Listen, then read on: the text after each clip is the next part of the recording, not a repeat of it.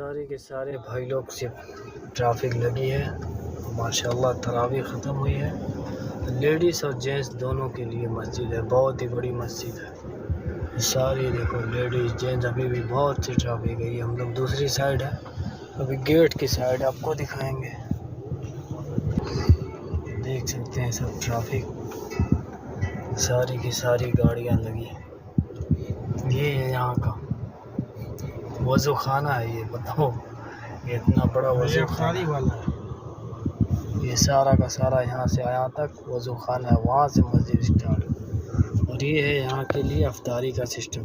तो जो भी भाई लोग करीब में हैं, उनका कुछ ऐसा मसला है, यहाँ के आके अफ्तारी कर सकते हैं। देखो कितना बड़ा है। तो इस रील को शेयर करना भाई लोग। देख सकते हैं ट्रैफिक, सारी की सारी गाड़ियाँ तरावी के लिए। तो चलो भाई लोग, फिर मिलेंगे नेक्स्ट वीडियो।